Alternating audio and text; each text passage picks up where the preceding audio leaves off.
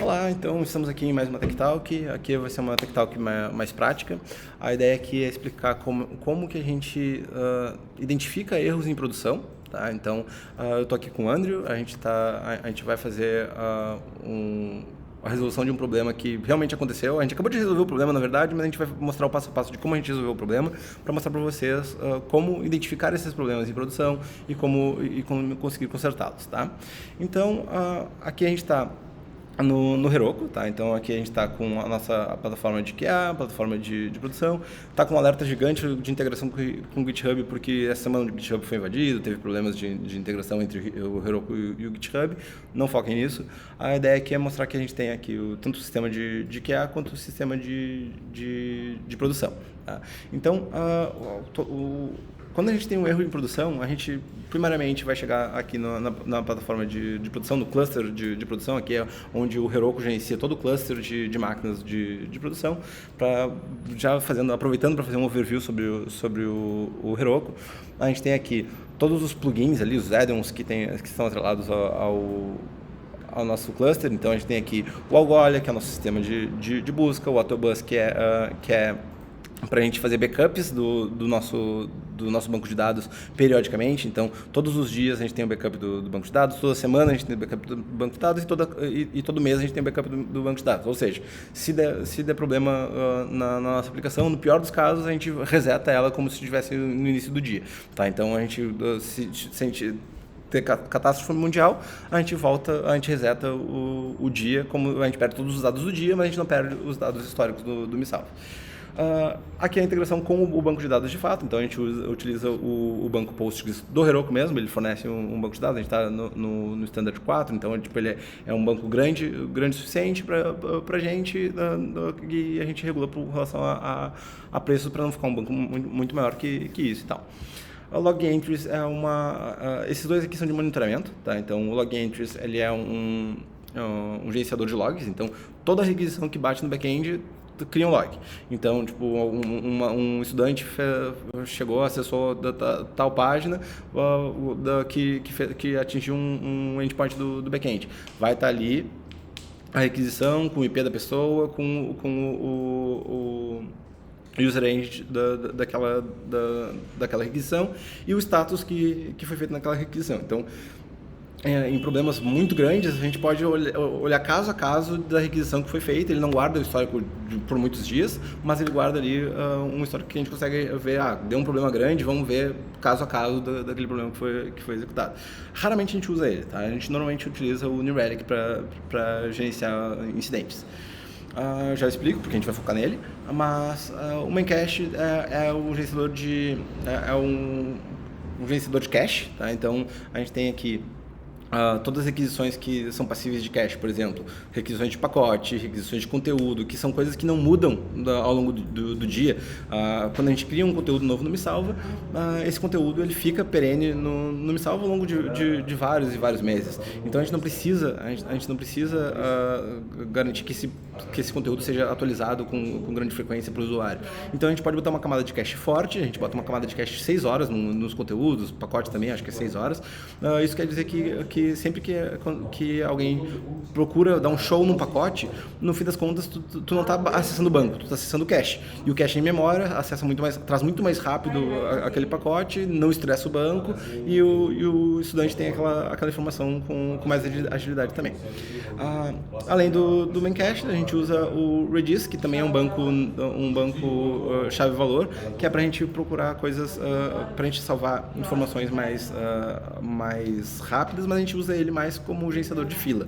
Ou seja, todos os nossos workers, eles são colocados em fila. Então, sempre que a gente dispara um novo worker, deve mandar uma mensagem para o estudante via chat-guru, que é o ponto que a gente vai explorar agora, por exemplo. Ele vai colocar isso na fila, dizendo, mandar mensagem para o estudante X sobre o pacote Y. Vai estar isso na fila, e daí o que vai estar gravado no Redis, e os workers vão ficar pegando essas informações da fila e daí mandando para cada estudante assim que se liberar. E por fim, o SendGrid, que é o nosso gerenciador de e-mail. Então, todo e-mail que passa pela plataforma, que a plataforma envia, na verdade ela envia pelo SendGrid. Então, o back-end envia o e-mail para o SendGrid, ali, ó, as informações do e-mail para o SendGrid, e o SendGrid automatiza isso para enviar para os devidos estudantes. Isso faz com que ele gerencie melhor os domínios dos e-mails, os headers que são enviados no e-mail, distribuir isso melhor, então a gente tem um ranqueamento melhor no e-mail, então é muito melhor tu usar uma plataforma de gerenciamento de e-mails do que fazer isso na mão utilizando o próprio servidor. Bom, mas vamos focar aqui no que interessa, no New Relic, tá? Então, o New Relic, ele é o nosso gerenciador de incidentes, ele é o nosso sistema de monitoramento.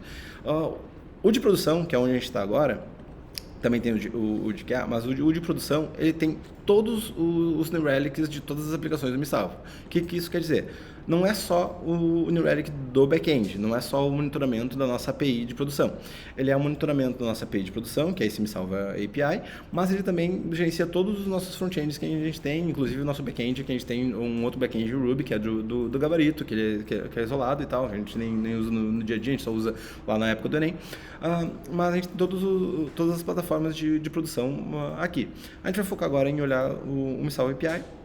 A gente estava em busca de um problema com uma integração que era o ChatGuru, tá? Então, o ChatGuru a gente implementou uma nova funcionalidade no MiSalva que, em resumo, a pessoa que acessa o MiSalva vai até um pacote de compra, deixa seu telefone, eu já estou cadastrado aqui, deixa seu telefone dentro do nosso fluxo de cadastro, mas não conclui uma compra.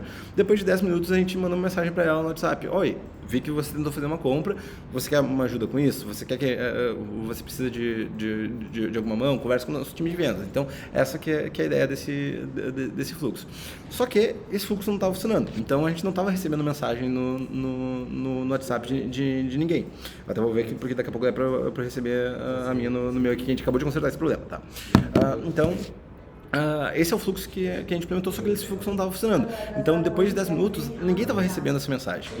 Já que não estava recebendo essa mensagem, a gente tem que ver, tá, vamos olhar no nosso log de erros ali, nossa ferramenta de gerenciamento de monitoramento, que é o New Relic, para ver se a gente acha esse erro. Então, a gente foi ali na ferramenta. Essa ferramenta aqui, ela tem duas páginas importantes. A primeira página importante é essa aqui, que é a do dashboard da aplicação, onde ela vai dizer o tempo de resposta da nossa aplicação. Então, aqui a gente está aqui olhando o tempo de resposta dos últimos 30 minutos da nossa aplicação. A gente viu aqui que ao longo desses últimos 30 minutos, ela estava bem rápida aqui, com um tempo de resposta bem rápido. Ela teve um pico aqui de lentidão, onde ela levou um tempinho a mais para responder os estudantes, e depois ela voltou a ser estável. Provavelmente isso aqui foi na hora que o front-end caiu ali e tal, então o front-end começou a estressar mais ali o back começou a engargalar. Tá? Mas tipo, ainda assim foi 600 milissegundos, não foi meio segundo de resposta, e aqui beira ali os 20, 100 milissegundos de resposta. Além do tempo de resposta, a gente tem aqui o throughput, que é a quantidade de requisições por minuto que a gente está tendo. Ou seja, a gente está aqui tendo uma média de quase 4.000 requisições por minuto, 3.000 e tal, entre 2 e 4.000 requisições por minuto. Ou seja, o estudante chegou no MiSalva, ele vai fazer uma requisição para o front. Esse front pode fazer uma requisição para pacotes, uma requisição para os dados do usuário, uma requisição para as features que esse estudante tem. Tá? Então, tipo, uma página pode fazer 3 requisições para o back-end, por exemplo. Então, esse throughput aqui é quantas requisições estão sendo feitas para o back-end. Então, tem tantos estudantes chegando nas páginas, e essas páginas estão fazendo tantas requisições para o back-end. Esse aqui é a quantidade de requisições por minuto que estão acontecendo. E o error rate é a taxa de erros que essas requisições estão causando. Ou seja, a cada requisição que chega no back-end, qual é o percentual dessas requisições que não retornam um ok, tá? Ou seja, qual é o percentual dessas requisições que retornam 400 e alguma coisa, por exemplo, 404, não foi encontrado tal pacote. Se eu chegar aqui no Me Salva, nesse pacote aqui, botar um pacote que não existe, esse pacote vai chegar no front, vai fazer uma requisição para o back-end para um pacote que não existe, tá? Então esse pacote aqui vai dar um erro no nosso back-end. O back-end aumentou aqui um pouquinho da taxa de erro. Por quê? Eu forcei, fiz uma requisição que eu sabia que ia dar um erro no back-end. Mas esse erro é um erro conhecido. Esse é um erro que não incomoda a gente no back-end, porque foi um erro do usuário. O usuário foi ali e tentou entrar num pacote que não existe. Mas existem erros que a gente quer, de fato, resolver do lado do back-end. Erros que a gente não esperava que acontecesse. E esses erros a gente pode ver aqui também na binha de errors. Tá? Nessa binha de errors vai expandir esses problemas aqui para a gente. Então, dentro dessa linha de erros aqui, por exemplo, a gente vai ver aqui as requisições que entraram na última meia hora, que a gente está aqui filtrando pela última meia hora, todos os erros que passaram pelo back-end. A gente acabou de ver essa página aqui, estava com 222 erros na última meia hora para esse worker. A gente consertou esse worker e está diminuindo a taxa de erros na última meia hora. Então, acreditamos que de fato está solucionado o problema. Mas o que aconteceu para a gente conseguir resolver esse problema? Em resumo, a gente chegou nessa página, a gente viu, ChatGuru Worker está com problema. Tá com problema de método T não está definido. Tá. Tem mais informações sobre isso? Tem. Se a gente clicar aqui no problema, para a gente dar um show nesse problema, ele vai nos mostrar com muito mais detalhamento qual foi a sequência no código que gerou esse erro. Esse aqui é um erro simples, então ele só disse, cara, ali no worker, quando eu fui executar a linha 15, deu erro. Então, no método perform, na linha 15 desse arquivo aqui, teve um erro para tentar acessar um método T que não está definido. Bem completo, bem fácil da gente conseguir identificar esse erro. Então, beleza, vamos para o código. A gente foi para o código, olhar esse erro. Ok, esse código aqui, ele estava assim, estava assim, então não existia esse método T dentro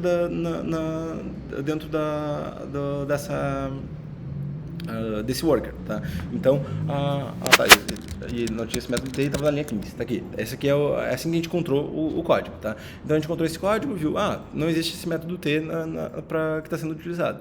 Daí a gente foi ver, o que é esse método T? Esse método T aqui, ele é o método que utiliza ali o i18n, que é a nossa ferramenta de tradução que a gente utiliza, que é a ferramenta mais utilizada no mundo com relação à tradução, a lib de tradução. E esse método T, ele só faz ali uma interpolação para utilizar o i18n e método T também. Só que esse método aqui, ele está dentro da pastinha de spec support, ou seja, esse T aqui, ele realmente só funciona dentro dos testes, tá? Então, se ele só funciona dentro dos testes, de fato, a gente precisa modificar alguma coisa para que ele funcione dentro da aplicação de produção. Então, a solução foi bem simples, tá? Então, a solução foi, em vez da gente interpolar aqui, utilizar o método T genérico que estaria disponível para o código, a gente está utilizando o método T da biblioteca do i18n, tá? Então, isso aqui já foi a solução que a gente acabou de subir lá para a produção. A gente fez esse teste agora. Como eu disse, a gente tinha aqui, dentro dessa taxa de erros, a gente tinha 222 erros, eles estão diminuindo, e começaram a surgir outros erros a partir de agora, tá? Então, a gente vai resolver esse outro erro, mas erros muito menores, porque são estudantes que, de fato, não cadastraram o telefone, e por isso que não estão sendo enviados mensagens para eles, tá? Essa é a forma de identificar erros, tá? Então aqui a gente está vendo na última meia hora todos os erros que o back-end não conseguiu tratar, tá? Então erros que não são tratados são erros que o front-end recebeu um status na casa de 500 ali, ou no caso do worker, que ele quebrou o worker na metade. No caso do worker, sempre que tu dá um rise num erro, ele para o worker. Para a gente consertar esse novo erro aqui que apareceu, é bem simples. A gente está tentando executar uma uma tarefa que se ela der certo, ela dá um ok, ela nos dá até a mensagem, até o ID da mensagem que foi enviada pro estudante. Se ela der errado, ela sobe uma exceção. Se ela sobe uma exceção, a gente está tratando aqui o worker, a gente pode verificar. Não, beleza, ok. Begin aqui, tipo, é um estilo try catch de outras linguagens, então a gente está iniciando um tratamento. Caso dê erro nesse rescue, caso ele dê erro, o que eu quero fazer? Tá? Então, caso ele dê erro, eu não quero que faça nada, por exemplo. Eu posso botar aqui, não quero nenhum tratamento de erro. Ou eu posso botar aqui para logar essa mensagem aqui, estudante tal não tem telefone, ou até a gente pode fazer um segundo tratamento aqui, que é, caso não tenha conseguido enviar um e-mail para esse estudante, caso não tenha conseguido enviar uma mensagem via WhatsApp para o estudante, envia um e-mail, por exemplo. Então a gente pode fazer um segundo tratamento aqui, que é tipo, ok, caso não tenha e-mail, não tenha telefone, manda e-mail. Isso a gente vai fazer no futuro. Eu quero mostrar para vocês como que a gente identifica esses erros. Então a gente acabou de identificar aqui que a gente tinha esse erro, e olhando e analisando ali os logs, a gente acabou de ver que a gente solucionou esse problema, e a gente começou a bater em outro problema, que é quando o estudante não tem um e-mail, um número cadastrado, gera um outro erro ali no worker, que a gente vai tratar a partir de agora. Ficou alguma dúvida com relação a como debugar os erros, como identificar esses erros? Não, então eu acho que está bem explicado. Nós temos duas telas importantes, né? A primeira é a tela padrão. Quando eu entrar nessa aplicação, eu vou ter uma tela que mostra a total de requisição, o tempo das respostas, né? Ele cai nessa tela, né? Uhum. Dentro do aba Events tem a Errors, que é onde eu vou notar tudo que está ocorrendo, todos os erros que estão correndo. Isso. Então, o New Relic nos dá muito mais poder do que isso, tá? Então, para vocês terem uma ideia, agora, uns 2 meses atrás, eu reduzi o consumo, o tempo de resposta do back-end, que a média dele estava aqui, a média dele estava perto desse pico, ele estava em média de 400 milissegundos de resposta, 300 milissegundos de resposta. Eu consegui reduzir ele para uma faixa de 20, 30, 50 milissegundos de resposta, porque eu fui em outro recurso aqui do New Relic, que é as transações, tá? Então aqui ele vai nos mostrar o tempo de resposta por endpoint, tá? Ou seja, o endpoint que mais tá sendo lento agora, por exemplo, o que mais tem tá nos dando tempo de resposta é esse aqui, que é um middleware de cache. Não vou olhar para ele agora, mas, por exemplo, esse aqui de acessos, que é uma controller, um show de acessos, ele está nos dando tempo de resposta. Ele nos diz direitinho. Essa controller está dando esse tempo de resposta. O acesso ao Postgres é a coisa que mais está influenciando nesse tempo de resposta aqui. Então, se eu chegar nessa controller e dar uma refatorada nesse select que está acontecendo aqui, que ele vai até me dizer qual mais ou menos esse select provavelmente aqui, ele não me disse direitinho qual é o select, mas ela vai, se eu refatorar esse select, seja com relação a colocar um índice no banco, ou melhorar a consulta para que ela procure pelo índice, se não for o caso e tal, que foi o caso que eu fiz em todos, que eu diminui o tempo de resposta do back-end. Eu olhei essas requisições aqui e vi, essa requisição aqui, por exemplo, uma das coisas que estavam acontecendo, a gente tem uma página do simulador SISU no Missalva. Então aqui, /simulador SISU. Essa página aqui, quando a pessoa fazia a requisição para o back-end, ela procurava o usuário a partir do e-mail do usuário. E o e-mail do usuário é um campo que não estava indexado na tabela. Ou seja, ele é um campo que tem que varrer todo o banco para tentar achar aquele usuário e depois retornar aquele usuário. Campos indexados, ele basicamente olha no index, existe esse cara, e retorna esse cara com mais agilidade. Então, a partir da análise desse histórico aqui de transações, eu consegui identificar quais eram os endpoints mais lentos do back-end e consegui melhorar ali, dar uma lapidadinha nas queries que estavam sendo chamadas, e só isso diminuiu ali em muito o tempo de resposta do back-end. Tá? Então, vale a pena dar uma explorada aqui no New Relic com relação aos outros recursos. Tá? Então, a gente tem aqui os recursos principais são esses aqui que eu falei, tempo de resposta na faixa de tempo. Então, aqui eu estou falando da última meia hora, mas a gente pode olhar aqui até nos últimos 3 meses. Tá? Então, a gente pode botar aqui uma data, um período específico. A gente teve um incidente ontem. Vou botar aqui para a gente olhar de ontem às 7 da manhã até ontem fim da tarde, tá? Sei lá, fim da tarde.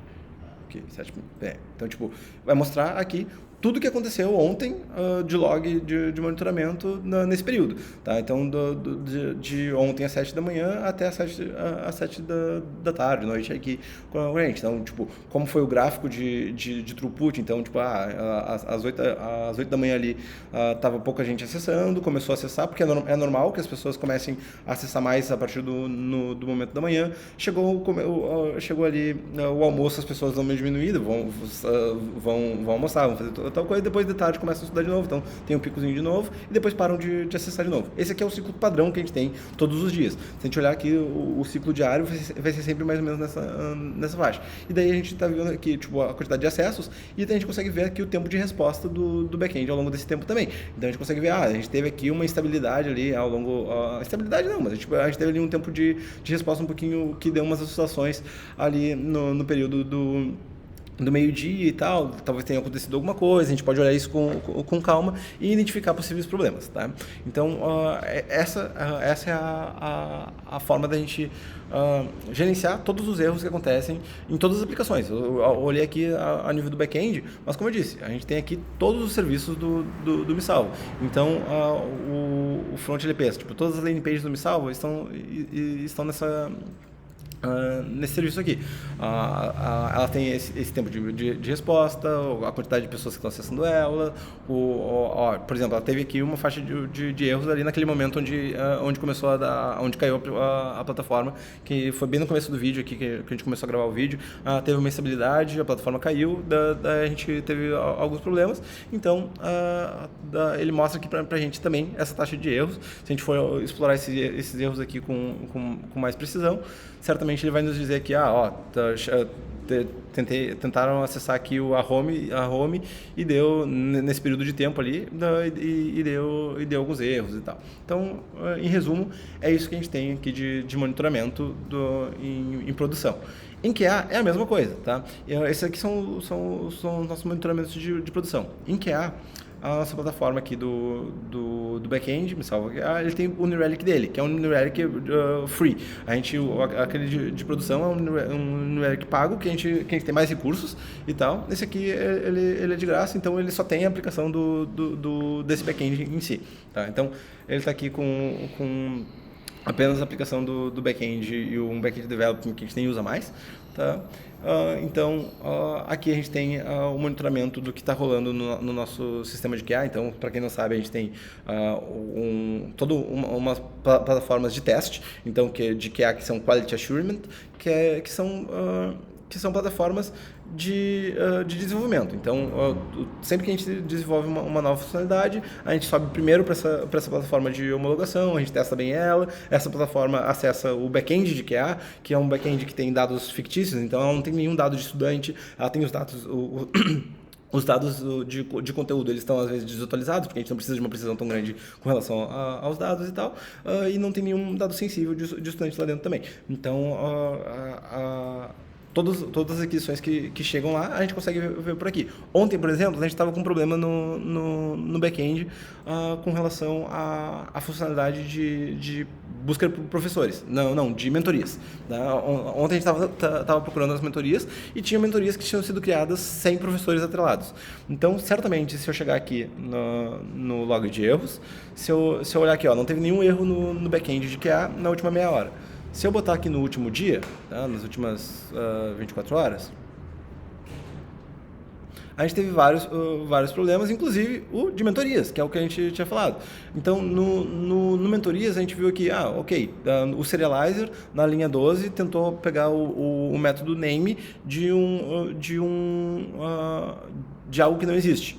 Então, tipo, tinha uma variável que não tem esse método name. Tá? Então, tipo, uma variável que está indefinida, foi tentado acessar o método name. Vamos dar uma olhada o que é esse cara na nossa codebase.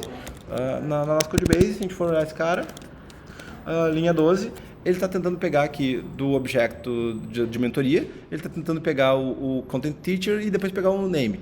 Ou seja, na linha 12, ele está tentando pegar um name de um undefined. Ou seja, isso aqui é undefined. Ou seja, essa mentoria não tem um professor atrelado. Foi isso que foi feito para conseguir identificar que essa mentoria não tinha um professor atrelado a ela. Tá? Então, com isso a gente viu, tá, beleza, uma mentoria não pode ter tem que sempre ter um professor atrelado. Ok, já consertei ali, procurei no banco todas as mentorias que não tinham um professor atrelado, coloquei em QA, né? Então, tipo, era só para teste, eu coloquei ali qualquer professor atrelado àquelas mentorias e aí criei uma task nova, garantir que mentorias não sempre tenham um professor atrelado. Então, inclusive o Andrew aqui que tocou a task ontem. Então a task já tá ali em review, que é para garantir que acho que ela até entrou da task. Eu acho que não falta o teste, solicitou um teste. Tá, isso aí. Então, tipo, se a gente olhar aqui a model de mentoria, ela não tem aqui um validate para garantir que o usuário tenha que a mentoria seja criada com o usuário e com o professor. Então, a task que ele tocou foi exatamente para adicionar um novo validate aqui, garantir que tenha um professor e um usuário atrelado. Isso, garantir que o campo User ID e Content Teacher ID estejam preenchidos. É isso aí. Então, para a gente fazer uma investigação completa, aí seja em produção ou em QA, sempre a gente pode usar essa ferramenta de monitoramento aqui, que ela é bem completa. Alguma dúvida, Andy? Não, cara, eu achei muito mais simples do que a última vez que tu me explicou. Show. Obrigado. Fantástico. Perfeito. Então, galera, esse aqui foi o resumo de como funciona a nossa ferramenta de monitoramento, que é o New Relic. Eu posso mostrar ali como funciona a outra, que é o Log Entries, mas como eu disse, a gente quase não usa ela porque ela é mais confusa, ela é mais difícil de fazer os filtros. Essa aqui ela nos dá informações bem mais completas e por isso que a gente usa ela como nossa ferramenta padrão de monitoramento. Fico por aqui e nos vemos nos próximos vídeos aqui no canal. Não esqueça de assinar o canal e clicar no sininho, gostei. no sininho. Isso aí, abraço.